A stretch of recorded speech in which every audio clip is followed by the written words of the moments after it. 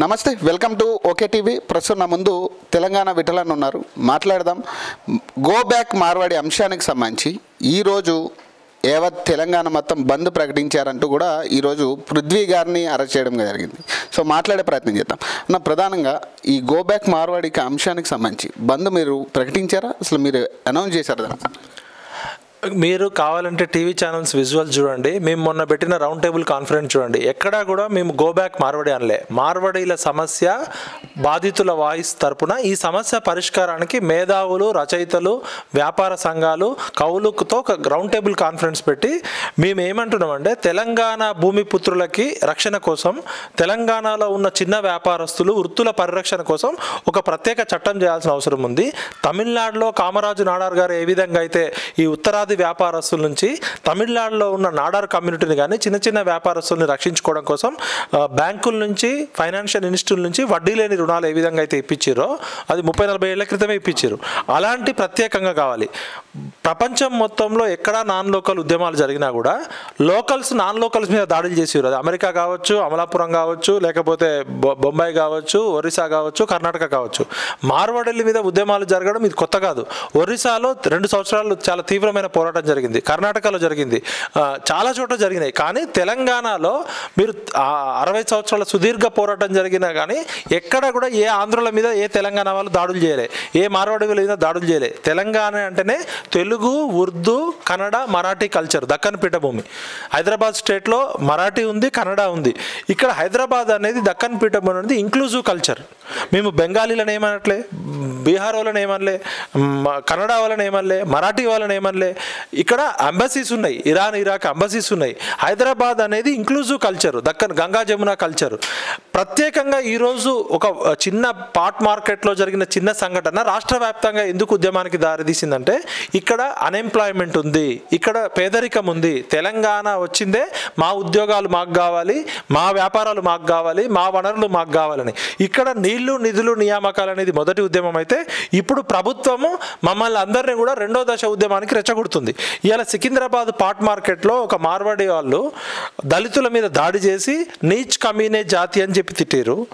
యాదవులను కొట్టారు, యాదవులని దూద్ బేచిన వాళ్ళని తిట్టారు, ముదిరాజులను కొట్టారు. మరి దాడి చేసిన మార్వాడీల మీద ఎఫ్ఐఆర్ అయ్యి ఇన్ని రోజులు అవుతుంది, దాదాపు 20 రోజులు దాటింది కదా. ఎందుకు ఇంతవరకు అరెస్ట్ చేయలే? తెర వెనుక ఏం జరిగింది?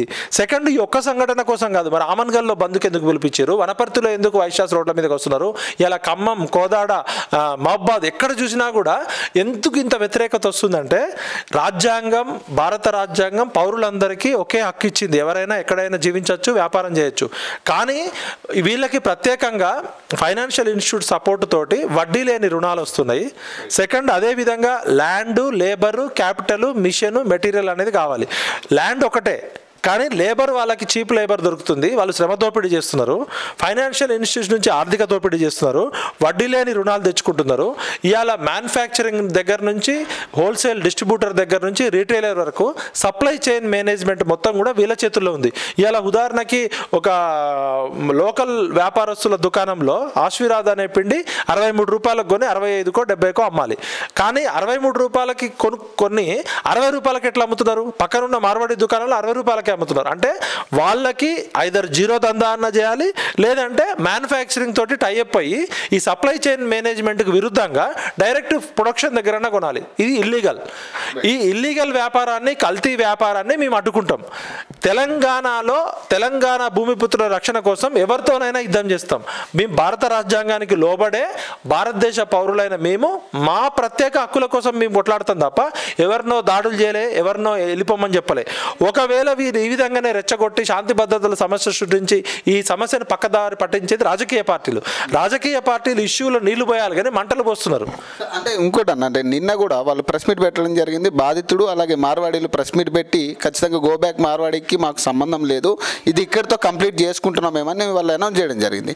ఆ తర్వాత కూడా ఈ రకమైన అరెస్టులు కావచ్చు, లేదా మీరు అన్న అంశం కావచ్చు, ఏం చెప్తారు? ఇప్పుడు మార్వాడి గో బ్యాక్ అనే అంశం కేవలం పాట్ మార్కెట్లో స్టార్ట్ అయింది, పాట్ మార్కెట్తో ఎండ్ అయ్యేది కాదు. ఇది నిరుద్యోగ సమస్య, ఇది పేదరికం సమస్య, ఇది మా ఉపాధులు, మా హక్కులు, మా ఆత్మగౌరవం సమస్య. మరి ఆమన్గల్లో ఎందుకు బంధుకు పిలిపించారు? వనపర్తిలో ఎందుకు రోడ్ల మీదకి వచ్చారు? కోదాడలో ఎందుకు రోడ్ల మీదకి వస్తున్నారు?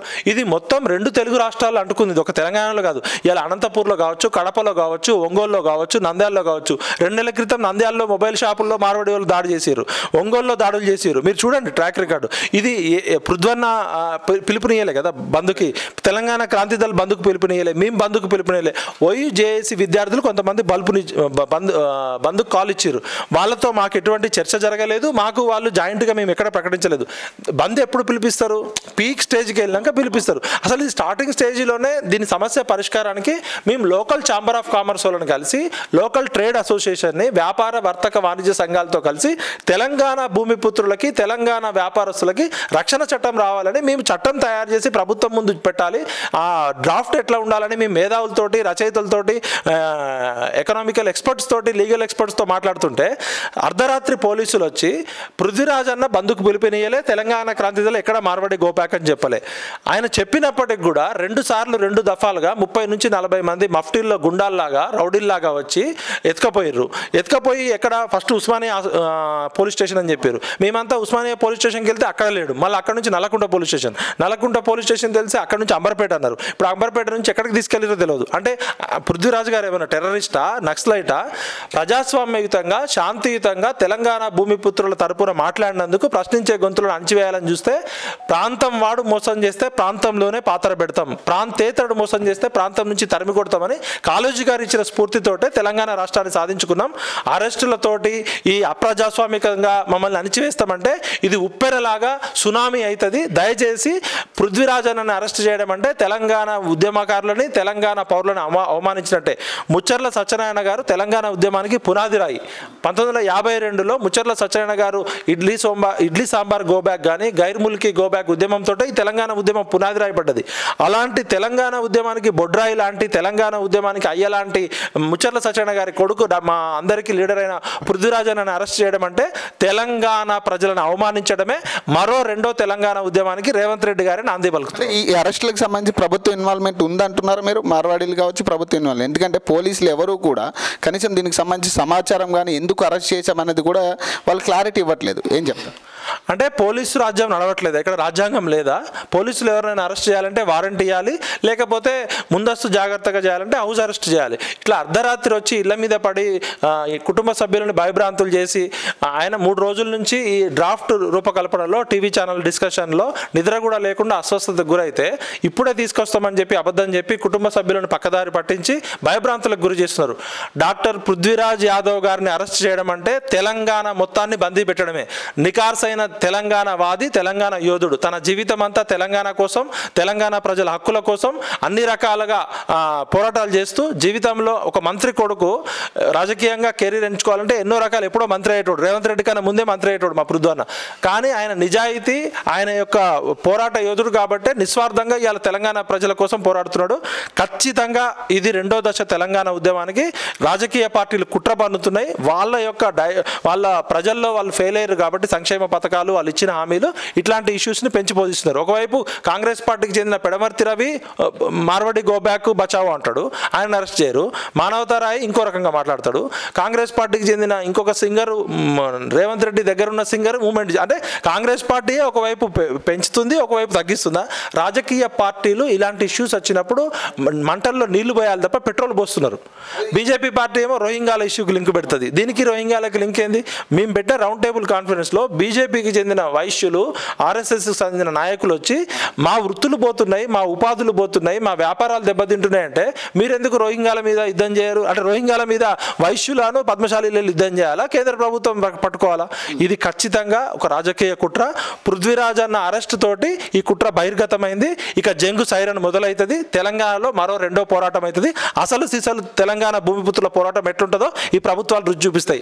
మీరు 100 మందిని అరెస్ట్ చేసిన, 1,00,000 మందిని అరెస్ట్ చేసిన చేసినా ఈ ఉద్యమం ఆగదు. మీరు మా ఆత్మగౌరవానికి ప్రతీక అయిన ముచ్చర్ల సత్యనారాయణ గారి కొడుకు పృథ్వీరాజ్ గారిని టచ్ చేసిరు. ఇక చూసుకుందాం బిడ్డ, ఇది ఎంతవరకు అయితే అంతవరకు. థ్యాంక్ యూ అన్న.